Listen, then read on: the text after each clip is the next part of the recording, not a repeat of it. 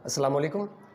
पिछली वीडियो के अंदर हमने 4 न्यूमेरिकल्स कवर किए थे चैप्टर नंबर 7 के, जो कि पहले पार्ट से रिलेटेड थे, सर्कुलर मोशन से। और ये कहा था कि आगे के जो 4 मज़ीद न्यूमेरिकल्स हैं वो दूसरे वाले पार्ट से रिलेटेड है, जो कि ग्रेविटेशन का पार्ट था। तो आज हम वही न्यूमेरिकल करेंगे जो कि 7.5 से लेकर 7.8 तक है, यानी कि 4 मज़ीद न्यूमेरिकल हैं। और ये जो है वो रिलेटेड हैं ग्रेविटेशन वाले पार्ट से। और इन चारों के अंदर जो फार्मूला लगेगा या फिर ये जो चारों हैं ये सिर्फ एक ही टॉपिक से रिलेटेड है, यानी एक ही टॉपिक से आए हैं। और वो जो टॉपिक है उसका नाम है न्यूटन्स लॉ ऑफ ग्रेविटेशन, जो कि हमने थ्योरी क्लासेस के अंदर डिस्कस किया था। तो उसकी जो स्टेटमेंट थी और स्टेटमेंट के बाद जो एक मैथमेटिकल फॉर्म लेके आए थे, हम लोग ड्राइव करके लेके आए थे, वो आप लोगों को रिवाइज़ करनी पड़ेगी, क्योंकि उसी के कॉन्सेप्ट और उसी का जो फार्मूला है वो यूज़ करते हुए ये वाले सारे के सारे प्रॉब्लम्स सॉल्व होंगे। तो जो उसके अंदर मैथमेटिकल फॉर्म या फिर फार्मूला बनाया था हमने, वो ये बनाई थी कि F is equals to capital G M1 M2 और अपॉन में R का स्क्वायर। और ये उसकी स्टेटमेंट पढ़ने के बाद इस तरह से ड्राइव करके लेके आए थे हम लोग ये वाला फार्मूला। तो यही फार्मूला चारों प्रॉब्लम के अंदर जो है इस्तेमाल होगा। तो इसे जो है वो याद रखना है और जहन में रखना है। अब अगर हम लोग पढ़ें 7.5, तो 7.5 हमें क्या बता रहा है कि कंप्यूट करो ग्रेविटेशनल फोर्स बिटवीन 2 बॉयज़। 2 हमारे पास लड़के हैं और ये जो 2 लड़के हैं, बोला जा रहा है कि इन दोनों के दरमियान ग्रेविटेशनल फोर्स कंप्यूट करके बताओ of masses 50 kg and 40 kg। एक का जो मास है हमारे पास वो 50 kg है और एक का जो मास है वो 40 kg है रिस्पेक्टिवली, और 1 metre apart from each other. और ये एक दूसरे से 1 मीटर की दूरी पे है, या फिर 1 मीटर का जो डिस्टेंस है इन दोनों के दरमियान है। तो एक 50 किलो का बंदा है, एक 40 किलो का बंदा है, और ये दोनों एक दूसरे से 1 मीटर के फासले के ऊपर खड़े हुए हैं। और हमसे बोला जा रहा है कि बताओ इन दोनों के दरमियान जो ग्रेविटेशनल फोर्स होगी वो कितनी होगी। तो अगर न्यूटन की जो हमारे पास स्टेटमेंट थी उसे रिकॉल करें, तो उसकी स्टेटमेंट के अंदर उसने ये बताया था कि हर body, everybody in this universe, इस यूनिवर्स के अंदर कोई भी बॉडी हो, अगर वो मैटर है, मास रखती है, तो वो अट्रैक्ट करेगी दूसरी बॉडी को विद अ फोर्स, एक फोर्स के ज़रिए से।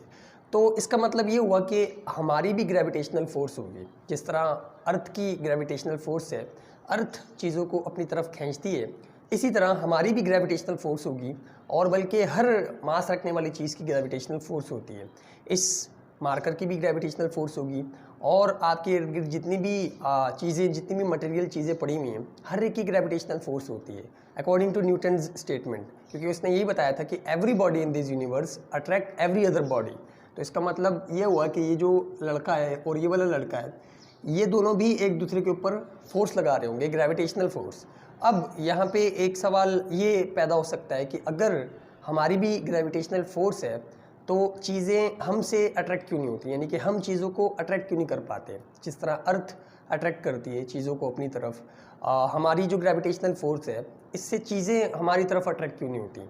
या फिर अगर ये जो दोनों बंदे हैं, इन दोनों के दरमियान ग्रेविटेशनल फोर्स है, अट्रैक्शन की फोर्स है, तो ये दोनों आपस में अट्रैक्ट क्यों नहीं हो रहे, या फिर ये दोनों आपस में जो इस तरह से मैग्नेट की तरह आके एक दूसरे के साथ चिपक क्यों नहीं रहे।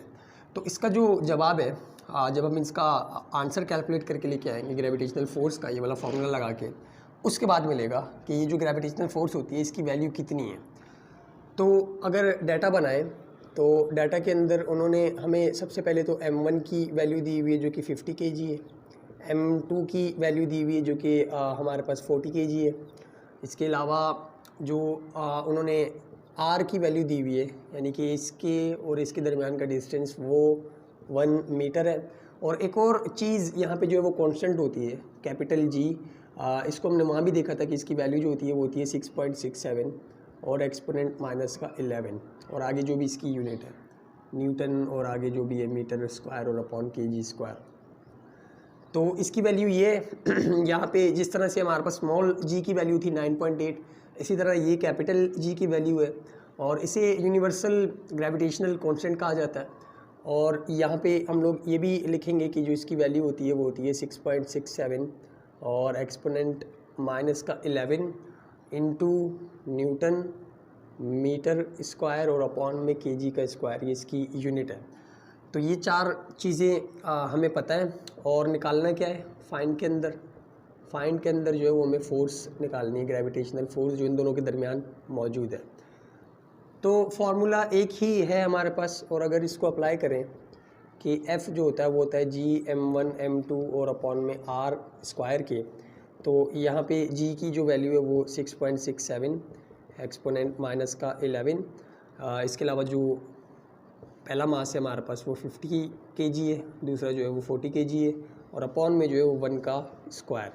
और इस पूरी की पूरी वैल्यू को जब हम कैलकुलेटर के अंदर डाल के सॉल्व करेंगे तो सबसे पहले 6.67 एक्सपोनेंट माइनस का 11 मल्टीप्लाइड बाय 50 और मल्टीप्लाइड बाय 40, और जो हमारे पास आंसर आएगा F का वो आएगा 1.334 और एक्सपोनेंट माइनस का 7 न्यूटन। नीचे जो 1 का स्क्वायर है, 1 का स्क्वायर 1 ही आता है, और 1 को या फिर जिस चीज़ को 1 से डिवाइड करोगे उसका आंसर वही आएगा। तो भले जो आंसर आया इसको 1 से डिवाइड कर दो, आपके पास आंसर दोबारा से यही आएगा। उसका मतलब ये हमारे पास फोर्स की वैल्यू है जो इन दोनों बॉयज़ के दरमियान मौजूद होगी। और अगर इसको देखें तो ये काफ़ी ज़्यादा कम फोर्स है, तो ये निग्लिजिबल है, मतलब इतनी फोर्स कुछ भी नहीं कर सकती। ये जो चीज़ है एक्सपोनेंट के अंदर माइनस का 7, इसको पढ़ने का या इसको समझने का जो तरीका था वो हमने चैप्टर नंबर 2 के अंदर देखा था कि एक्सपोनेंट के अंदर अगर माइनस का साइन आए पावर के ऊपर तो उसका क्या मतलब होता है, यानी कि वो छोटी वैल्यू होती है या फिर बड़ी वैल्यू होती है। तो यहाँ पे अगर इसको हम रियल वैल्यू के अंदर या फिर ओरिजिनल वाली वैल्यू के अंदर कन्वर्ट करें एक्सपोनेंट फॉर्म से हटा के, तो ये किस तरह से कन्वर्ट होगा, ये जो डिजिट है इस माइनस के साइन का मतलब है कि ये इस तरफ से आया है, यानी कि लेफ़्ट से जंप करता करता जो यहाँ तक आया। उसका मतलब जो वैल्यू होगी असल के अंदर वो होगी 0.000000 और शायद 1 2 3 4 5 और 6 और यहाँ पे जो है वो 7 1 3 3 4, ये जो है वो हमारे पास असल वैल्यू है। मतलब ये कि जो डिजिट था ये यहाँ पे था और यहाँ से जंप करवा के हम लोग 1 के बाद लेके आए थे 1 2 3 4 5 6 और 7, तभी यहाँ पे माइनस का 7 लिखा हुआ था और साथ में इसकी न्यूटन। तो ये बहुत ही छोटी वैल्यू है, माइन्यूट सी वैल्यू है, और तभी वो जो सवाल शुरू में किया था कि ये जो हमारे पास ग्रेविटेशनल फोर्स होती है ये इतना ज़्यादा अफेक्ट क्यों नहीं करती या फिर ये हमें महसूस क्यों नहीं होती। तो ये इसकी वैल्यू जो है या फिर इसका जो मैग्नीट्यूड है वो काफ़ी ज़्यादा छोटा है। एक वजह ये भी है कि ये तभी महसूस नहीं होती क्योंकि इसका जो मैग्नीट्यूड है वो 0 के करीब है, 0.0000001334, तो ये निग्लिजिबल है। और दूसरी बात ये कि जो इन दोनों के दरमियान फोर्स होगी, हमारे पास जो अर्थ है, अर्थ की भी जो ग्रेविटेशनल इस वाली फोर्स के मुकाबले में जो हमने ये वाला मैग्नीट्यूड निकाला है, इसके मुकाबले में जो अर्थ नीचे की तरफ फोर्स लगा रही है, अर्थ की जो ग्रेविटेशनल फोर्स है वो काफ़ी ज़्यादा है। फ़र्ज़ करो कि ये हमारे पास जो है वो अर्थ है और यहाँ पे जो है वो 2 बॉयज़ हैं, तो अर्थ की जो ग्रेविटेशनल फोर्स है वो बहुत ही ज़्यादा है और इन दोनों के दरमियान जो ग्रेविटेशनल फोर्स है वो काफ़ी ज़्यादा कम है। तो इसलिए जब हमारे पास ग्रेविटी मौजूद होती है अर्थ वाली, तो उसके मौजूद होने की वजह से जो ये वाली हमारी आपस में जो अट्रैक्शन की फ़ोर्स होती है एक तो सबसे ज़्यादा कम होती है, और अर्थ की ग्रेविटेशनल फोर्स मौजूद होने की वजह से इसका जो अफेक्ट है वो और ज़्यादा जो है वो कम हो जाता है या फिर हमें महसूस नहीं हो पाता। तो ये भी रीज़न हो सकता है इसके पीछे कि तभी ये जो है वो हमें नज़र नहीं आते। मतलब 50 kg हो और 40 kg हो तो उनके दरमियान जो ग्रेविटेशनल फोर्स होगी वो इतनी ज़्यादा कम होगी अगर 1 मीटर के फासले पे वो लोग खड़े हुए एक दूसरे से। तो ये था प्रॉब्लम नंबर 7.5, और अब बढ़ते हैं 7.6 की तरफ। और ये तकरीबन सारे न्यूमेरिकल जो है वो सेम है, यानी कि यही वाला फार्मूला लगेगा, इसी से सॉल्व होंगे। तो उसको देख लेते हैं 7.6 को कि वो क्या है, और फिर उसका सॉल्यूशन जो है वो आप लोग खुद कर लेना। तो यहाँ पे लिखते हैं 7.6 सेंटीमीटर जी। तो ये हमारे पास 7.6 है और बिल्कुल पहले वाले की तरह ही है, ग्रेविटेशनल फोर्स कंप्यूट करनी है आपने। आपके पास दो स्फेयर्स हैं, एक स्मॉल है और एक जो है वो लार्ज है, और इनका जो मास है वो भी दिया हुआ है कि एक हमारे पास जो स्फेयर है उसका मास 1 ग्राम है, और जो दूसरा हमारे पास बड़े वाला स्फेयर है उसका मास जो है वो 300 ग्राम है। और इन दोनों के दरमियान जो डिस्टेंस है, यानी कि जितना हमने इसको दूर रखा हुआ वो 5 सेंटीमीटर है। ये जो कैवेंडिश बैलेंस का लफ्ज़ यहाँ पे इस्तेमाल किया हुआ है, बेसिकली ये एक एक्सपेरिमेंट है जो आपकी बुक के अंदर मौजूद है। इसको फ़िलहाल छोड़ दें, सिर्फ ये समझें कि हमारे पास दो स्फेयर हैं। स्फेयर क्या होते हैं? अगर हम सर्कल को, एक जो हमारे पास सर्कल होता है, इसको 3D के अंदर देखें तो ये जो सर्कल है ये स्फेयर नज़र आएगा। जैसे आप लोगों ने फुटबॉल देखी होगी, तो फुटबॉल हमारे पास जो एक स्फेयर है, सर्कल है 3D के अंदर। इसी तरह जिस बॉल से हम लोग क्रिकेट खेला करते थे, किरमिच की बॉल, वो भी एक स्फेयर है। कंचे भी जो हैं वो हमारे पास छोटे छोटे स्फेयर होते हैं। तो उसी तरह का बोल रहे हैं कि हमारे पास दो स्फेयर हैं, एक जो है वो ये रहा और एक जो है वो ये थोड़ा बड़े वाला है। इसका जो मास उन्होंने दिया हुआ स्मॉल m से रिप्रेजेंट किया हुआ वो 1 ग्राम है। इसका जो मास है कैपिटल M से रिप्रेजेंट किया हुआ और वो 300 ग्राम है। और इन दोनों के दरमियान जो डिस्टेंस है, यानी कि इनके सेंटर्स के दरमियान जो डिस्टेंस है r, वो 5 सेंटीमीटर है। और आपने f की वैल्यू निकालनी है। तो अगर डाटा बनाए तो डाटा के अंदर उन्होंने स्मॉल m दिया हुआ 1 ग्राम, कैपिटल M जो है वो दिया हुआ 300 ग्राम, और जो आपको उन्होंने R की वैल्यू दी हुई है वो दी हुई है 5 सेंटीमीटर। और निकालना क्या है आपने, फाइंड करना है F की जो वैल्यू है वो आपने फाइंड करनी है। तो इसे आप जो है वो सॉल्व करें और फिर इसका जो सॉल्यूशन है वो यहाँ पे देख लेना कि आपने जो है वो सही किया या गलत किया है। जी, तो ये हमारे पास इसका सॉल्यूशन है।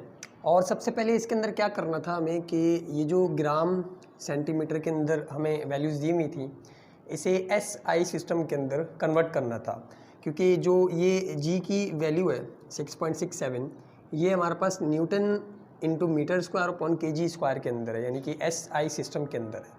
तो बाकी जो हमें चीज़ें दी हुई थी वो ग्राम और सेंटीमीटर यानी कि CGS सिस्टम के अंदर दी हुई थी। तो इसे हमें SI सिस्टम के अंदर यानी कि सिस्टम इंटरनेशनल के अंदर कन्वर्ट करना था। तो इसलिए पहले कन्वर्ट करोगे सबको। ग्राम को अगर kg के अंदर लेके जाना है तो 1000 से डिवाइड कर दोगे, ये वैल्यूज़ आएंगी। और सेंटीमीटर को अगर मीटर में लेके जाना है तो 100 से डिवाइड कर दोगे, ये वैल्यूज़ आएंगी। उसके बाद फार्मूला जो है वो यहाँ पे रेफरेंस दिया कि हम लोग फार्मूला ये वाला यूज़ कर रहे हैं। यहाँ पे वैल्यूज़ पुट की और इनको कैलकुलेटर के अंदर सॉल्व किया, तो जो फाइनली आंसर आया हमारे पास वो ये आया कि 8.004 एक्सपोनेंट माइनस का 12 न्यूटन की फोर्स इन दोनों स्फीयर्स के दरमियान मौजूद होगी। तो ये था हमारे पास 7.6, और इसके दो मज़ीद प्रॉब्लम रह गए हैं। तो 7.7 की तरफ बढ़ते हैं और देखते हैं कि वो क्या है, kg स्क्वायर। जी, तो ये हमारे पास प्रॉब्लम नंबर 7.7 है और इसके अंदर भी यही वाला फार्मूला लगेगा, सिर्फ उन्होंने जो है वो अब फोर्स की वैल्यू दे दी और हमें जो बोला गया है वो बोला गया है कि आप डिस्टेंस निकाल के बताओ दो बॉडीज़ के दरमियान। सारे का सारा प्रॉब्लम वही है, सिर्फ थोड़ी सी उन्होंने चेंजिंग ये की है कि इस बार डिस्टेंस निकालने को बोल दिया है। बोल रहे हैं कि दो बॉल्स हैं हमारे पास, एक 40 kg की है और एक जो है वो 20 kg की है। तो ये 40 kg वाली बॉल है, ये 20 kg वाली बॉल है, और इन्हें हमने कुछ डिस्टेंस पे एक दूसरे से रखा हुआ है। इन दोनों के दरमियान जो फोर्स है F, फोर्स ऑफ ग्रेविटेशन, वो कितनी है? 3.33 एक्सपोनेंट माइनस का 7 न्यूटन। बोल रहे हैं कि G की वैल्यू अगर हमारे पास इतनी है, जो कि हमें पता है कांस्टेंट वैल्यू होती है, तो आप ये R जो है वो निकाल के बताओ कि इन दोनों के दरमियान जो डिस्टेंस होगा वो कितना होगा। तो डाटा अगर यहाँ पे बनाए तो डाटा के अंदर उन्होंने F की वैल्यू इस बार दे दी है हमें, जो कि 3.33 और एक्सपोनेंट माइनस का 7 न्यूटन है। इसके अलावा मासेस दिए हुए हैं, M1 की वैल्यू 40 kg है, M2 की जो वैल्यू वो 20 kg है, और R की वैल्यू जो है वो हमें निकालनी है, और साथ ही साथ G की वैल्यू उन्होंने जो दी हुई है वो दी हुई है 6.67 एक्सपोनेंट माइनस का 11। यहाँ पे फाइंड की हेडिंग के अंदर आएगा कि आपको R जो है वो निकालना है। तो दोबारा से यही वाला फार्मूला, इसकी थोड़ी सी जो वो शक्ल चेंज होगी, ये थोड़ा सा इसके अंदर चेंज आएगा कि ये जो आर स्क्वायर है ये यहाँ पे आ जाएगा। सबसे पहले रेफरेंस देते हैं कि जो फार्मूला है वो है g m1m2 और अपॉन में आर का स्क्वायर। ये जो आर स्क्वायर है, अगर इसको इज इक्वल टू का साइन क्रॉस करें तो यहाँ पे आके ये एफ़ से मल्टीप्लाई हो जाएगा आर स्क्वायर, और अगर एफ़ को वहाँ ले जाए इज इक्वल टू के साइन क्रॉस करके तो यहाँ पे ये आर से मल्टीप्लाई हो रहा है, यहाँ जाके डिवाइड हो जाएगा। तो g m1m2 और अपॉन में एफ़, यानी कि क्या किया कि इसको इसकी जगह पे ले आया और एफ़ को इसकी जगह पे ले आया। अब सारी की सारी वैल्यूज़ पुट करो। आर चूँकि हमने निकालना है तो तभी इसको एक तरफ किया है, तो आर स्क्वायर इक्वल्स टू जी की जो वैल्यू है वो है 6.67 एक्सपोनेंट माइनस का 11, m1 की जो वैल्यू हमें दी हुई है वो दी हुई है 40 और m2 की 20, और जो f की वैल्यू दी हुई है वो दी हुई है 3.33 और एक्सपोनेंट माइनस का 7। इस सब को सॉल्व करोगी जब कैलकुलेटर में रख के तो हमारे पास क्या क्या आंसर आएंगे। 6.67 एक्सपोनेंट माइनस का 11 multiplied by 40 and multiplied by 20। तो ऊपर जो आंसर आ रहा है वो हमारे पास आ रहा है 5.336 और एक्सपोनेंट माइनस का 8। नीचे जो है वो हमारे पास 3.33 एक्सपोनेंट माइनस का 7 है। तो r square is equals to, अब इसको डिवाइड करवाओ ऊपर वाली चीज़ को 3.33 एक्सपोनेंट माइनस के 7 से, तो जो आपके पास आर स्क्वायर की वैल्यू आएगी वो आएगी 0.16024। हमें सिर्फ आर की वैल्यू चाहिए, तो दोबारा से यहाँ लिखेंगे कि taking root on both side, तो दोनों तरफ जब हम लोग रूट लेंगे तो ये जो स्क्वायर है इस रूट को कैंसिल कर देगा, और ये जो हमारे पास वैल्यू आई थी ये जब रूट के अंदर जाएगी और इसके ऊपर हम लोग रूट गिराएंगे तो जो आंसर आएगा वो आएगा 0.4 और 003 मीटर, यानी कि ये उन दोनों के दरमियान जो था वो डिस्टेंस था, और इसका जो आंसर है वो यही है। यानी कि ये वाला जो हमारे पास डिस्टेंस था वो कितना था कि 0.4003 मीटर। तो ये भी आसान सा प्रॉब्लम था, सिर्फ ये चीज़ करनी थी इसमें कि इसको यहाँ ले आते और इसको वहाँ पे लेके चले जाते। आखिरी प्रॉब्लम रह गया इसका जो 7.8 है, उसको भी परफॉर्म करते हैं और देखते हैं कि वो क्या है। जी, तो ये हमारे पास आखिरी प्रॉब्लम है 7.8, और इसके अंदर हमें दो चीज़ें जो है वो दी हुई हैं, एक अर्थ है और एक जो है वो सन है, और बोल रहे हैं कि इन दोनों के दरमियान जो डिस्टेंस है अर्थ से लेकर सन तक का जो डिस्टेंस है वो इतना है 1.49 एक्सपोनेंट 11 मीटर, और बोल रहे हैं कि जो मास ऑफ अर्थ है जो हमने कैलकुलेट भी किया था वो कितना है 6 एक्सपोनेंट 24 kg, और साथ ही साथ जो सन का मास दिया हुआ वो दिया हुआ है 2 एक्सपोनेंट 30 kg। अब बोल रहे हैं कि इन दोनों के दरमियान जो ग्रेविटेशनल फोर्स होगी वो कंप्यूट करके बताओ।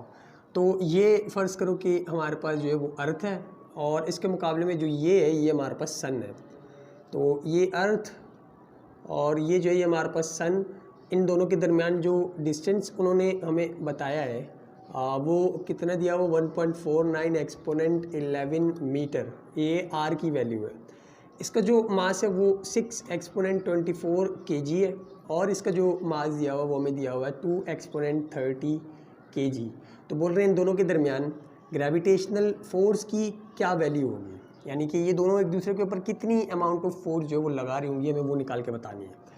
तो दोबारा से अगर डाटा बनाएं तो डाटा के अंदर सबसे पहले तो हमारे पास जो मासेस या फिर जो डिस्टेंस दिया हुआ है ये लिख देते हैं कि आर की जो वैल्यू है 1.49 एक्सपोनेंट 11 मीटर, और इसी तरह जो मास ऑफ अर्थ दिया हुआ है एम को एम और ई लिख दो जैसे हमने डेरिवेशन के अंदर किया था, तो 6 और साथ में एक्सपोनेंट 24 kg। मास ऑफ सन जो है वो हमारे पास है 2 एक्सपोनेंट 30 kg, और जो जी की वैल्यू होती है हमारे पास वो होती है 6.67 एक्सपोनेंट माइनस का 11 newton into metre square upon में kg स्क्वायर। फाइंड क्या करना है, फाइंड हमें करना है कि F जो है इन दोनों के दरमियान ग्रेविटेशनल फोर्स वो कितनी है, तो ये फाइंड के अंदर आ जाएगा। और फार्मूला यही वाला लगेगा जो हमारे पास ये प्रॉब्लम है, वही जो हमने शुरू में 2 प्रॉब्लम किए थे 7.5 और 7.6, उसी की तरह ही है ये भी कि फोर्स जो है वो हमने कैलकुलेट करनी है, बाकी सारी चीज़ें दी हुई हैं। तो फार्मूला लगाएंगे कि F जो होता है वो इक्वल होता है जी m1 m2 और अपॉन में r स्क्वायर के।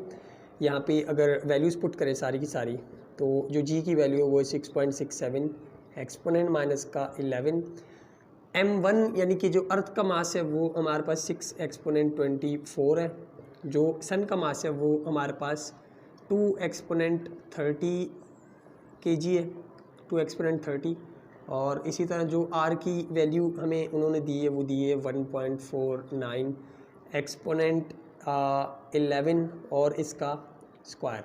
तो इसे जब हम सॉल्व करेंगे तो हमारे पास जो आंसर आएगा, सबसे पहले ऊपर वाली जो वैल्यूज़ हैं इनको सॉल्व करो तो 6.67 एक्सपोनेंट माइनस का 11 मल्टीप्लाइड बाय 6 एक्सपोनेंट 24 और मल्टीप्लाइड बाय 2 एक्सपोनेंट 30। इसका जो आंसर आएगा ऊपर वो आएगा 8.004 और एक्सपोनेंट आपके पास 44। नीचे जब आप स्क्वायर गिराओगे r के ऊपर, यानी कि इसके ऊपर स्क्वायर गिराओगे तो आंसर जो आएगा वो क्या आएगा कि 1.49 एक्सपोनेंट 11 और इसका स्क्वायर। आंसर आ रहा है 2.2201 और एक्सपोनेंट 22। अब इन दोनों को जब आप आपस में डिवाइड करवाओगे तो डिवाइड करवाने के बाद जो हमारे पास फाइनली f की वैल्यू आ जाएगी। तो इनको अगर डिवाइड करवाएं 8.004 एक्सपोनेंट 44 डिवाइडेड बाय हमारे पास जो ये नीचे चीज़ आई थी, तो जो आंसर आ रहा है वो आ रहा है 3.605। आगे कुछ डिजिट्स कुछ जो हमारे पास नंबर्स हैं वो और है, और एक्सपोनेंट के अंदर 22 आ रहा है।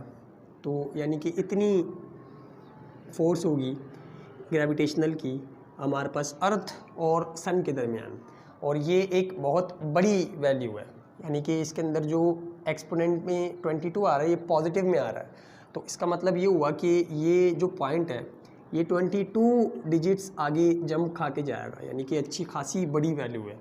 और इसका जो मतलब होता है वो चैप्टर नंबर 2 के अंदर भी हमने देखा हुआ है, और वैसे भी अक्सर जगहों पे आपने देखा होगा। मैथमेटिक्स के अंदर चैप्टर नंबर 3 अगर पढ़ा हो लोगैरिथम का, तो उसके अंदर भी आपने देखा होगा कि ये वाली जो वैल्यूज़ होती हैं मतलब जो साइंटिफिक नोटेशन थी वो इंट्रोड्यूस की करवाई गई थी ताकि हम बड़े बड़े नंबर्स को लिख सकें कंडेंस करके, छोटा सा करके। अब अगर इसको मैं यहाँ पे लिखूँ तो ये अच्छी खासी जो है वो जगह घेरेगा, अच्छी खासी जगह घेरेगा। तो साइंटिफिक नोटेशन ने क्या किया हुआ है कि इसको कंडेंस किया हुआ है, ये नंबर अच्छा खासा बड़ा है, इसको कंडेंस करके यहाँ पे लिखा हुआ हमने। तो ये था हमारे पास आखिरी प्रॉब्लम चैप्टर नंबर 7 का, और चैप्टर नंबर 7 के जो प्रॉब्लम्स थे वो ख़त्म हुए।